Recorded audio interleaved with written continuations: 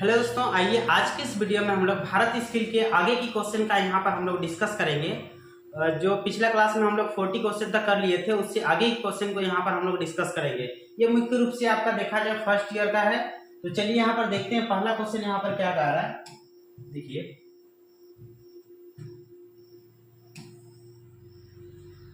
which file has the parallel edge throughout the length, यानी समझिए किस फाइल में समांतर किनारे लंबाई में कटे होते हैं, उसकी जो पूरी लंबाई होती है उसमें समांतर किनारा बना हुआ रहता है। तो कौन सा फाइल है? यहाँ आपका चार वो आपको फाइल का ऑप्शन दिया हुआ है। देखिए, हम इसका यहाँ पर एक फोटो भी दिखाए हैं। देखिए, तो इसका राइट आंसर जो होगा मेरा क्या होगा? Hand file. कौन सा फाइल होगा? Hand file. इसमें क्या होती है? इसमें समांतर किनारा आपका कटा होता है, ठीक है, यानी समांतर किनारा बने होते हैं। ये देखिए, ये आपका क्या है? हैंड फाइल है। और इसका जो किनारा है, ये वाला जो भाग देख रहे हो, ये क्या है? ये समांतर है एकदम, ठीक है। तो इसी को कह रहा है कि कौन सा फाइल में जो है आपका समांतर किनारा होता है। बाकी सभी फाइल आप देखोगे ना, थोड़ा बहुत क्या होगा? आपका कर्व कटा होता है। क्या होता है? कर्व। जबकि हैंड फाइल में क्या होता है? इसमें किनारा जो होता है ये आपका क्या होता है? समांतर होता है। और इसको सेफ एज फाइल भी कहा जाता है। देखो, सेफ एज, इसका जो एज जो होता है वो क्या होता है? सेफ रहता है, ठीक है। इसी को सेफ एज फाइल भी कहते हैं। बाकी सभी सब आप फाइल जो देख रहे हो ना, बास्केट फाइल हुआ, rust cut file, single cut file, ये सभी फाइल आपका लंबाई में क्या होती है? कर्व होती है। क्या होती है? कर्व होती है। चलिए आगे बढ़ते हैं।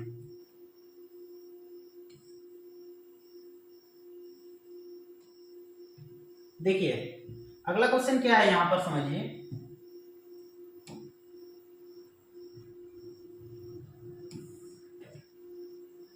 What is the material of manufacture bench vice, यानी बेंच वाइस का मैन्युफैक्चर के लिए, उसको बनाने के लिए कौन सा मटेरियल का उपयोग किया जाता है? समझिए, बेंच वाइस को बनाने की सामग्री यानी मटेरियल का क्या है, यानी कौन सा मटेरियल से हम लोग बेंच वाइस को बनाते हैं। तो बेंच वाइस आप लोग देखे होंगे, जब हम लोग फाइलिंग करते हैं तो उसमें क्या करते हैं कि हम लोग बेंच वाइस में हम लोग क्या करते हैं? जॉब को होल्ड करते हैं। और वो जो होता है वो कौन सा मटेरियल होता है? इसका फोटो देख लीजिए।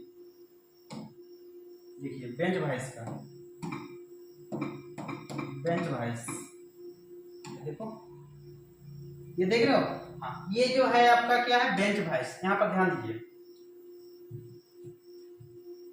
देखिए, तो ये जो फोटो देख रहे हो इसका, यहाँ पर देखिए, इसका जो बॉडी पार्ट जो होता है, मैक्सिमम जो इसका बॉडी पार्ट्स होता है, ये किसी भी मशीन का लीजिए या कोई भी पार्ट्स, मशीन वाला पार्ट्स का, उसका बॉडी जो होता है वो कौन सा मटेरियल का होता है?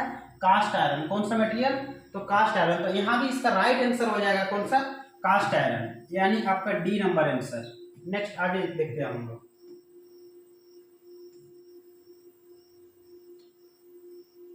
देखिए, अगला क्वेश्चन क्या है? इधर साइड, यहाँ तक खत्म हो गए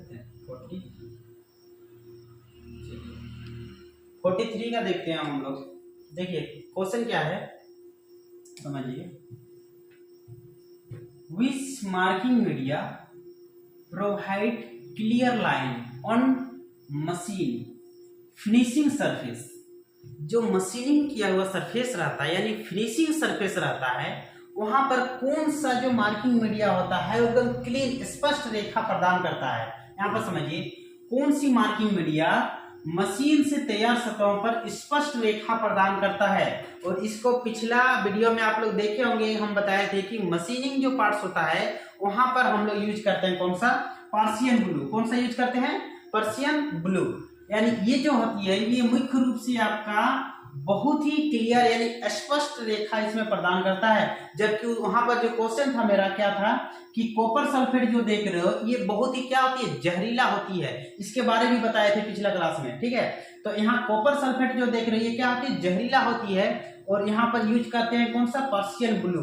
यानी पर्सियन ब्लू जो होती है, ये फिनिशिंग यानी आपका फिनिशिंग जॉब पे किया जाता है, जिसमें स्पष्ट रेखाएं क्या करती है? ये प्रदान करती है। तो यहाँ पर राइट आंसर मेरा क्या हो जाएगा? यानी बी नंबर, पर्सियन ब्लू हो जाएगा। चलिए आगे देखिए, नेक्स्ट क्वेश्चन क्या है यहाँ पर, देखिए।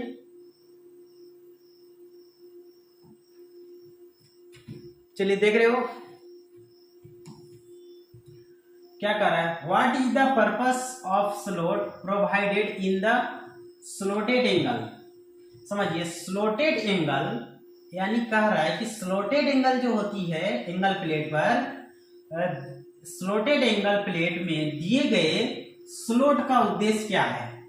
इसका तो सबसे पहले आपको फोटो हम दिखाते हैं, उसके बाद आपको पता चलेगा। ये देखिए एंगल प्लेट ना, एंगल प्लेट देखिए भाई, ये आ गया आपका एंगल प्लेट।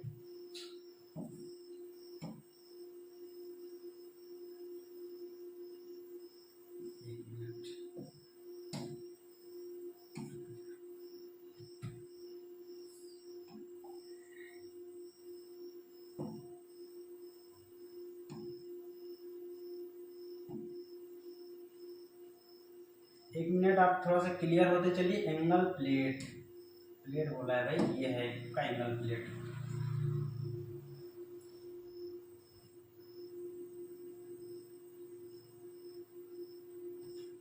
कहाँ चला गया, जल्दी आ गया। देखिए यहाँ से आपका फोटो नजर आ रहा है, समझिए कह क्या रहा है उसको समझिए। यहाँ पर स्लोटेड एंगल प्लेट में दिए गए स्लोट, ये देखो ये जो एंगल प्लेट है ये स्लोटेड एंगल प्लेट है, और यहाँ पर देखिए इस तरह से आपका स्लोट यहाँ पर क्या है, कटा हुआ है। ये देख रहे हो बहुत सारे स्लोट है, नीचे भी आपको स्लोट देखने को मिलेगा, इधर भी आपका स्लोट दिया हुआ है। और ये जो स्लोट है ये क्यों दिया गया है, इसका पर्पस क्या है, ये एग्जाम में आपका पूछ रहा है। यहाँ पर ये जो क्वेश्चन है इसमें क्या पूछ रहा है कि स्लोट जो है ये क्यों दिया गया है। तो ध्यान दीजिए यहाँ पर स्लोट में क्या करते हैं हम लोग, जॉब को पकड़ने के लिए, क्यों जॉब क्लैंपिंग क्यों दिया गया है इसको, जॉब क्लैंपिंग, ना कि इसको देखिए और बहुत सारे यहाँ पर आपको ऑप्शन देखने को मिले, इजी हैंडलिंग, ऐसा कोई आवश्यक नहीं इजी हैंडलिंग, ठीक है, वजन को कम करने के लिए, वजन को कम करने के लिए नहीं, ठीक है, बेटर अपीयरेंस ऐसा कोई नहीं।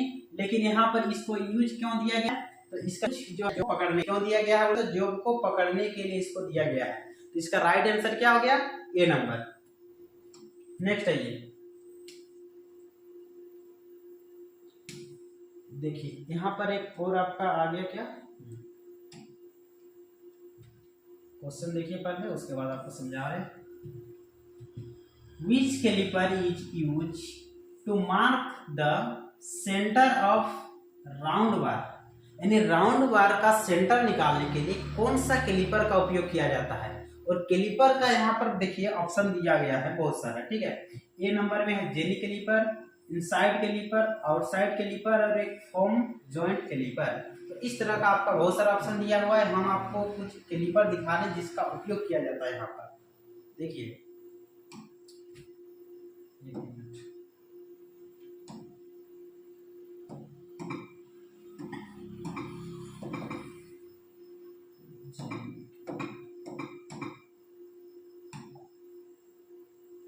ये फोटो आप देख रहे हो, ठीक है। यहाँ जो आपको फोटो दिखा रहे हैं इसको देखिए,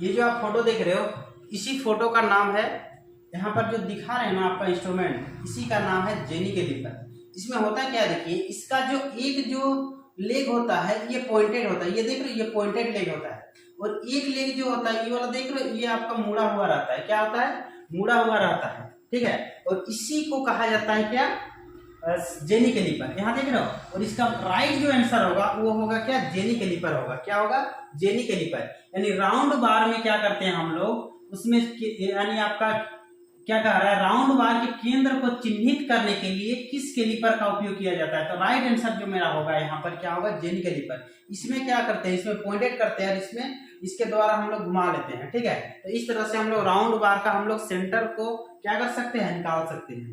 नेक्स्ट आइए, नेक्स्ट आगे देखिए, यहाँ पर आइए, एगो फोटो आया है, देख लेते हैं ये कौन सा फोटो है। ये देख रहे हो फोटो, पहचान में आ रहा होगा, ठीक है। ये जो फोटो देख रहे हो ये डिवाइडर का फोटो है, किसका है, डिवाइडर। और दूसरा चीज इसमें क्या कह रहा है समझिए उसको, ये जो एक्स वाला पार्ट जो देख रहे हो इसका नाम पूछ रहा है, लेकिन इसका ऑप्शन नहीं है यहाँ पर, ठीक है। ऑप्शन आपको दिखा रहे हैं, ये देखिए, आप पहले इसका नाम समझिए। ये जो फोटो देख रहे हो, इस फोटो में एक्स पार्ट्स ये देख रहे हो, ये वाला बीच वाला जो है इसका नाम आपको पूछ रहा है, जबकि इसका ऑप्शन देखिए यहाँ पर क्या क्या ऑप्शन है। यहाँ पर देखिए लेग है, फिर पेग है। हम आपको बता रहे हैं कि इसका लेग और पेग किसको कहते हैं, उसको समझिए पहले। देखिए ये जो भाग देख रहे हो इसको पेग कहा जाता है। क्या कहते हैं? पेग। और यहाँ जो है इसका दो लेग होते हैं, एक ये और एक ये। तो लेग जो होता है इसका दो होता है और एक पेग यहाँ पर आ गया, ठीक है। और दूसरा चीज है ये वाला बीच वाला जो भाग देख रहे हो ना, इसको पिवोट कहा जाता है। या इसमें ऑप्शन देखिए क्या है इसमें, हाँ इसमें जो ऑप्शन दिया हुआ है वो है फलक्रम। तो यहाँ पर आपका राइट आंसर जो होगा क्या हो जाएगा? फलक्रम हो जाएगा। यहाँ पर देख लीजिए राइट आंसर इसमें क्या हो जाएगा? फलक्रम, ठीक है। यानी बीच वाला जो आप देख रहे हो उसको क्या कहा जाता है? फलक्रम कहा जाता है। नेक्स्ट आगे बढ़ते हैं। 47 नंबर देखिए, ठीक है। यहाँ पर एक गेज को दिखाया गया है। इस गेज के बारे में हम लोग जानते हैं। ये कौन सा गेज है यहाँ देख लो। इस कोणीय मापक यंत्र का नाम आपको बताना है। ये क्या है? कोणीय मापक यंत्र है और इसका नाम बताना है। तो इससे आपको एक चीज देखने से लगता है कि ये क्या है, एंगल को ये क्या करती है? आपका चेक करती है, ठीक। तो ये जो है आपका क्या है? Universal bevel gauge. कौन सा गेज है? Universal bevel gauge. यदि ये एक ही रहता ना तो वो सिर्फ ओनली बेवल गेज रहता। ये इसमें दो को इस तरह का दिया गया है, इसीलिए ये क्या है? Universal bevel gauge. यूनिवर्सल यानी दोनों तरीके से हम लोग इसमें वर्क कर सकते हैं, इसलिए क्या कहा जाता है? Universal bevel gauge. जिसमें सिर्फ दो ही आपको देखने को मिलेगा, दो पार्ट्स, उसको कहेंगे क्या? बेवल गेज ओनली होगा। तो ये क्या है? Universal bevel gauge. नेक्स्ट है ये,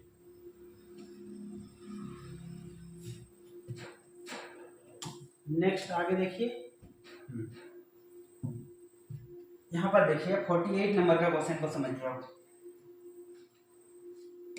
देखो, which is use for filing narrow groove and angle above 10 degree. 10 degree से ऊपर के संकीर्ण खांचे और कोण को भरने के कारण किसका उपयोग किया जाता है? देखिए यहाँ पर क्या है कि सेंटेंस इसका जो है ना बड़ी अजीब टाइप से इसका ट्रांसलेट किया गया है। तो इसका इंग्लिश समझिए क्या होता है इसमें। यानी कह रहा है कि 10 डिग्री से ऊपर, 10 डिग्री से ऊपर का जो हमको फाइलिंग मान लेते हैं करना है, तो उसमें हम कौन सा फाइल का उपयोग करेंगे 10 डिग्री तक में। तो आप लोग को एक चीज पता होगा कि मैक्सिमम जो है यहाँ पर कम एंगल के लिए एक फाइल का यूज करते हैं हम लोग, ट्राइंगुलर फाइल। और ट्राइंगुलर फाइल जो यहाँ पर देख रहे हो ये लगभग आपका वही आपका 60 डिग्री से कम को फाइलिंग नहीं कर पाता है, जबकि हाफ राउंड तो बहुत ज्यादा इसमें आ जाता है, ठीक है। और स्क्वायर फाइल में हम 90 से कम कर नहीं सकते हैं। तो इसका जो राइट आंसर क्या होगा? ये नाइफ एज जो फाइल है ना, यही एकमात्र फाइल है जो सबसे कम एंगल को भी क्या करता है, उसमें भी हम लोग फाइलिंग कर सकते हैं। ये जो है चाकू के आकार में देखने को मिलेगा, जिसके कारण से इसका हम लोग यूज करते हैं बहुत ही कम एंगल में आपको फाइलिंग करने के लिए। कितना तक में? 10 डिग्री तक में। जबकि इसमें कितना 60 डिग्री से ऊपर इसमें कर सकते हैं, 60 से नीचे आएगा तो नहीं कर सकते हैं। जबकि स्क्वायर फाइल में कितना 90 से ऊपर। तो यहाँ मेरा राइट आंसर जो होगा वो क्या होगा? Knife edge file. कौन सा फाइल हो जाएगा? Knife edge file. आगे देखिए 49 नंबर देखिए। तो चलिए 49 नंबर को हम लोग देखते हैं, समझिए क्या कह रहा है। The name of defect the causes the metal chips to clog between, एक मिनट क्या आ गया,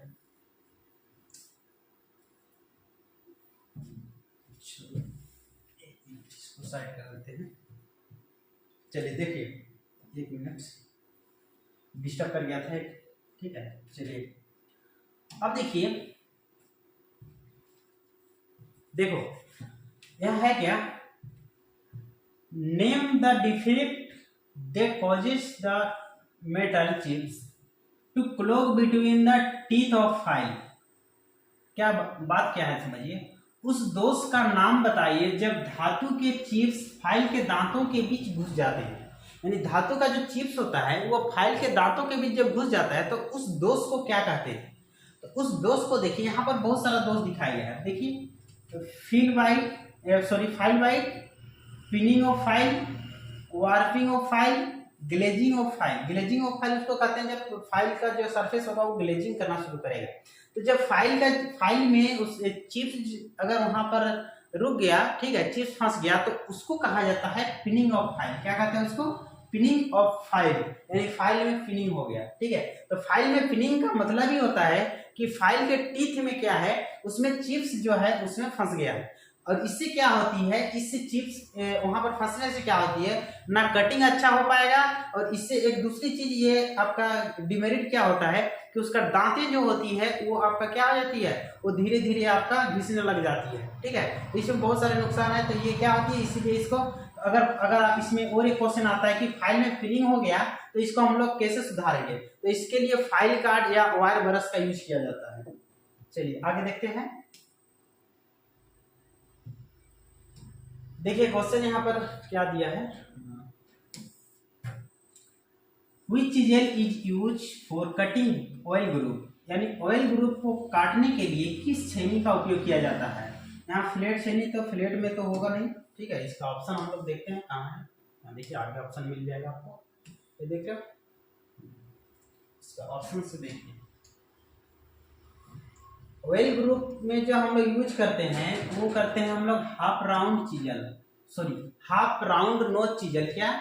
हाफ राउंड नोच चीजल जो होता है उसका हम लोग ऑयल ग्रुप को कटिंग करने के लिए करते हैं। नेक्स्ट यहाँ पर तीन गो फाइल दे दिया, इसका नाम पूछ रहा है। ये जो फाइल देख रहे हो इस फाइल का नाम है, इसको आपको देख के पहचान करना है। ये तीनों जो फाइल यहाँ पर दिखा रहे हैं ये फाइल है आपका रिफलर फाइल, इसको याद करना है। कौन सा फाइल है? रिफलर फाइल, याद रखिए इसको।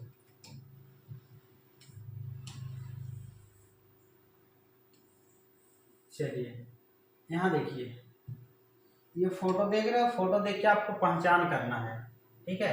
और ये फोटो के बारे में बता रहा है इस वाइस का नाम क्या है। ये एक वाइस है, ठीक है, और इस वाइस का नाम क्या है ये आपको पूछ रहा है। तो देखिए इसका फोटो यहाँ पर देखिए, ये जो आगे वाला जो भाग देख रहे हो ना, ये आपका मुंह होता है। जैसे ड्रिल देखे हो, ड्रिल में इसी तरह से होता है, ठीक है। उसी तरह से यहाँ पर जो है, यहाँ पर पिन डाला जाता है। क्या डाला जाता है? पिन, ठीक है। छोटे छोटे पिन को क्या है, इसे पकड़ने के लिए इसमें बहुत सुविधा होती है, इसीलिए इसको क्या कहा जाता है? Pin vice.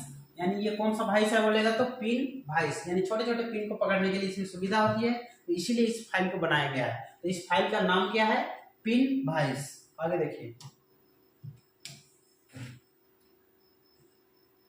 चलो देखो यहाँ पर 53 नंबर क्वेश्चन क्या कर रहा है, which grinding machine is use for heavy duty work. यानी क्या कह रहा है, हैवी ड्यूटी वर्क के लिए किस ग्राइंडिंग मशीन का यूज किया जाता है। तो आप लोग को पता होगा कि हैवी ड्यूटी में जब भी हम लोग यूज करेंगे कौन सा ग्राइंडिंग व्हील का यूज करेंगे? Pedestal grinding wheel. यानी इसका क्या होती है, हैवी ड्यूटी में हम लोग यूज करते हैं कौन सा ग्राइंडिंग? पेडेस्टल। आगे देखिए,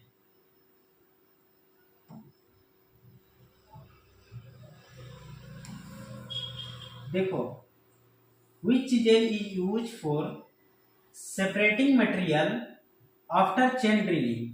क्या कह रहा है, चेन ड्रिलिंग के बाद मटेरियल को अलग करने के लिए किस छेनी का उपयोग किया जाता है। तो इसका जो राइट आंसर जो होगा वो होगा वेब चीजल। कौन सा होगा? Web chisel. अब इसका फोटो आपको हम दिखाते हैं, देखिए ये कैसे होता है।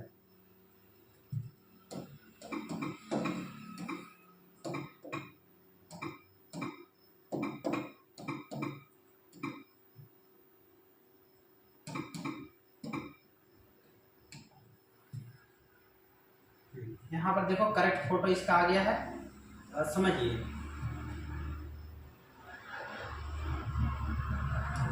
ये देख रहे हो, यही चीजल का नाम है वेब चीजल, और यहाँ पर चेन ड्रिलिंग किया गया है, और इसके बीच का जो मटेरियल होता है इसको हटाने के लिए हम इसी चीजल का उपयोग करते हैं, और इसी का नाम क्या है? Web chisel. तो यहाँ पर जो मेरा राइट आंसर क्या हुआ? Web chisel. यानी 54 का राइट आंसर वेब चीजल। यानी वेब चीजल से क्या होता है, जब हम लोग चेन ड्रिलिंग करते हैं उसके बाद वहां पर मटेरियल को हटाने के लिए उपयोग किया जाता है। आगे देखिए,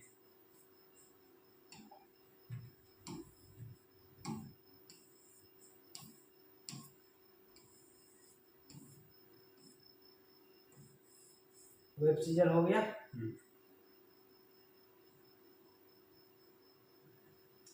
देखो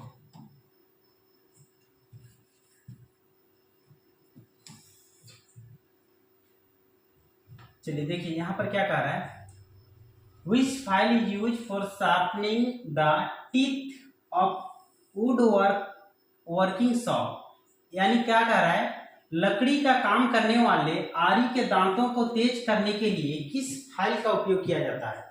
यानी लकड़ी के काम जो करता है, जैसे रिप्सो या आरी जो होता है, उसके दांत को हमको तेज करना है, तो उसके लिए कौन सा फाइल का उपयोग करते हैं। तो उसके लिए जो फाइल यूज होता है वो है कौन सा, मिल सो फाइल। कौन सा फाइल यूज करते हैं, मिल सो फाइल।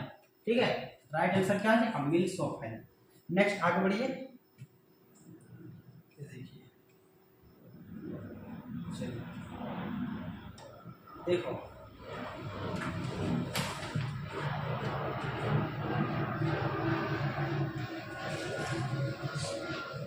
ध्यान दीजिए। अब आइए यहाँ पर,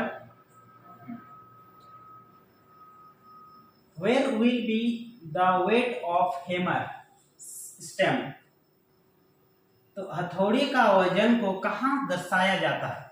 हथौड़ा का जो वजन होता है ना, उसको दर्शाया कहाँ पर जाता है, ये पूछ रहा है। तो इसको दर्शाया जाता है कहाँ पर, चीक पर।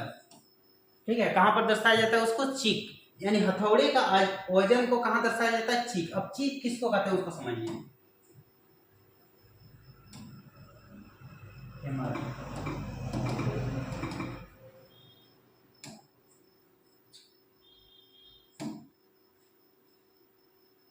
देखिए कैसा फोटो आ गया यहाँ पर, देखिए ये आपका दिखा रहे हैं, देखिए ये हैमर है, हैमर देख रहे हो, ये वाला जो भाग देख रहे हो ना, इसको हैमर, इसको हैंडल कहा जाता है। ये दोनों साइड ये फेस है, क्या है, फेस है। और इसका बीच वाला जो भाग देख रहे हो ना, इसको कहा जाता है क्या, चीक कहते हैं।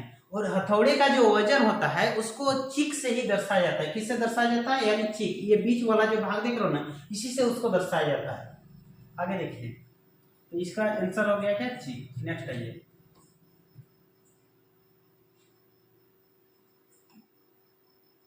यहाँ पर देखिए क्वेश्चन क्या है।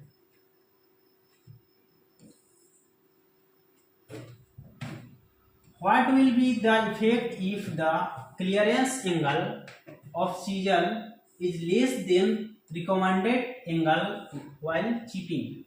अगर चिपिंग करते समय छेनी का निकासी कोण अनुशंसित कोण से कम है तो क्या प्रभाव होगा।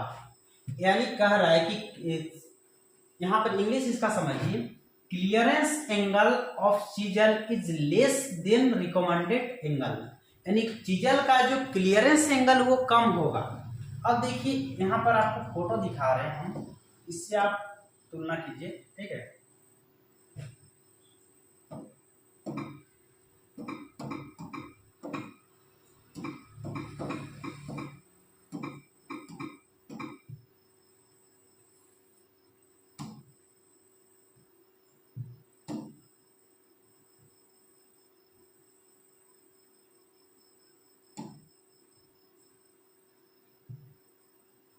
चलिए ये आपको फोटो आपके सामने आ गया है। अब ध्यान दीजिए, यहाँ पर ये है आपका क्लियरेंस एंगल, क्या है, ये वाला जो है आपका क्लियरेंस, सॉरी यहाँ से आपका क्लियरेंस एंगल है, ये आपका इंक्लिनेशन एंगल है। ठीक है, तो ये जो एंगल है ये क्लियरेंस एंगल है। और ये आपका जो है एंगल को क्या करेंगे हम लोग, रिकमेंडेड एंगल से क्या करेंगे, इसको कम करेंगे। यानी चीजल को हम इधर लाएंगे, नीचे और झुकाएंगे, यानी इसको और नीचे करेंगे।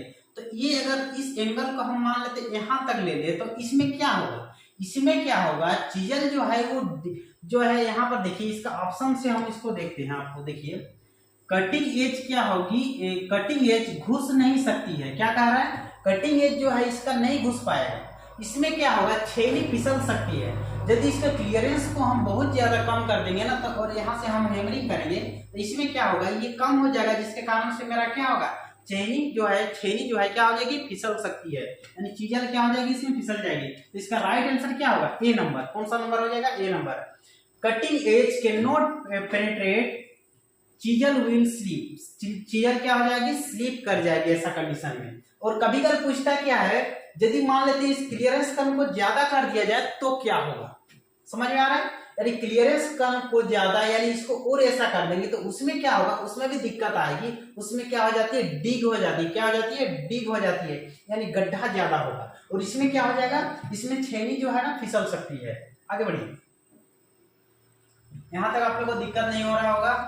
चलिए आगे बढ़ते हैं हम लोग। 58 नंबर देखिए क्या कह रहा है।